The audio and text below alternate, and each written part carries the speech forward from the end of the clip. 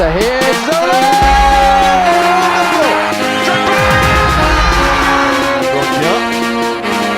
And he's got the shot and he scored! Lampard! That could be the championship! He's done it! The greatest man in the history of Chelsea Football Club! Greetings! Welcome back to Couch Critic.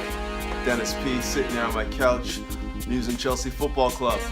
Now before we get into that Man United preview, can you please do me a big favor and hit that like button, that subscribe button, and if you're a real bad man, you'll hit that bell notification button to keep up with the latest and the newest. Okay, let's get right into it. Chelsea versus Man United at Stamford Bridge. Clearly a match that both teams circle on their calendar, supporters as well. It's just one full of intrigue and history and all sorts of other things that go with it. And it's always one that I'm looking forward to. I mean, I got all sorts of friends who are Man United supporters, and I'm sure it's no different for you guys. It's such an important fixture just for the bragging rights. I mean, you get them for at least 3 months out of the year where you can just say, listen, we just smacked you guys up. Please do not talk to me. And that's the ultimate sunning. You can just sun them for 3 months. So I'm always looking forward to this game for this particular reason. And of course, the most recent triumph taking place at Wembley Stadium, Chelsea versus Man United FA Cup final. Eden Hazard clearing on goal. And of course, everyone's favorite poster boy for shock and fear. Phil Jones brings him down. Penalty, 1-0 to the Chelsea.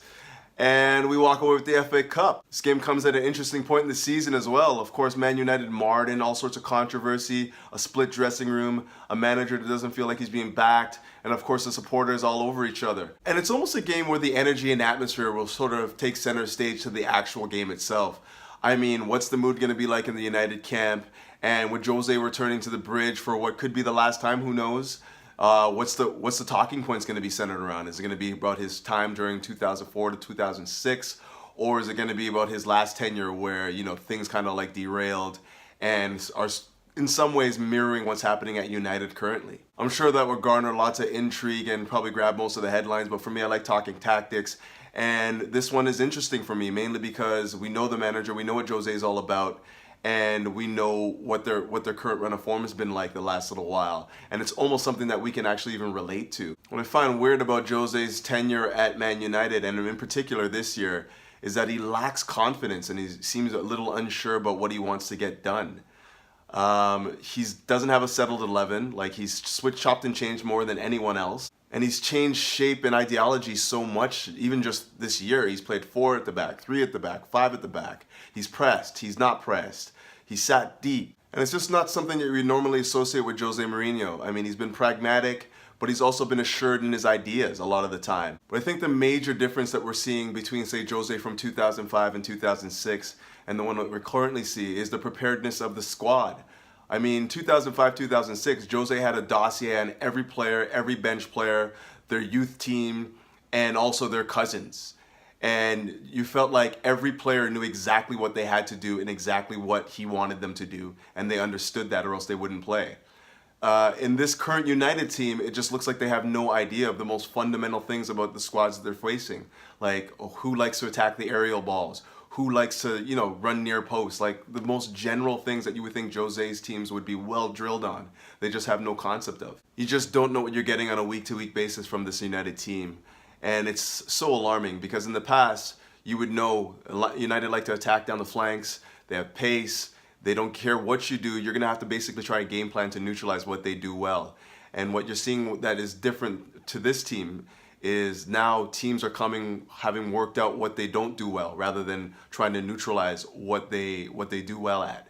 So it's kind of flipped in a way that now teams are coming with a way of breaking down what they don't do well and are becoming very successful at doing that. United don't defend their 18 very well, so if you come with any sort of aggression or energy from the center forward position, you're likely to unsettle their center backs. United's midfield don't often play at a high tempo, so if at the outset of the game, if you set the rhythm and pace at a tempo that they're not accustomed to playing at, you're likely to boss the midfield and thus take over the game. Typically, Jose Mourinho does not like to commit a lot of bodies to the attack, unless they're trailing, of course. So opposing teams have little fear about sending men forward, knowing that they only have maybe 2 or 3 people dedicated to counterattacking. I think success or failure in this particular fixture is going to come down to tempo and rhythm, and which team does a better job of setting their own. If Chelsea come out and they set a high tempo and United can't live with it, it's going to be very easy for them to find goal scoring opportunities. Conversely, if it's a slower, languid, kind of like slower building game, I can see United United creating some problems that way. I'm going to go ahead and name Romelu Lukaku as a danger man this week, mainly because he's the only guy that's a mainstay in that team. And during the international break, he was able to get a brace.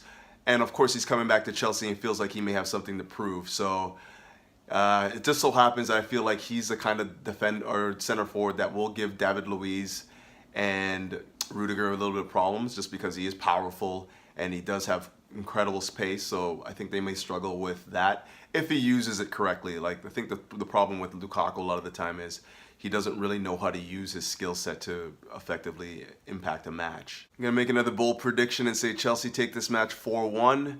I just think that our midfield and the form that Eden Hazard's in currently is gonna be too much for them.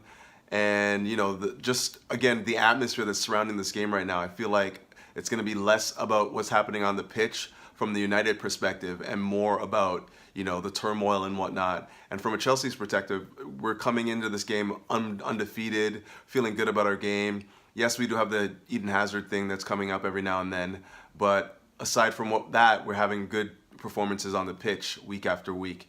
And I don't expect that not to continue in this next fixture. So I think I'm gonna wrap it up there.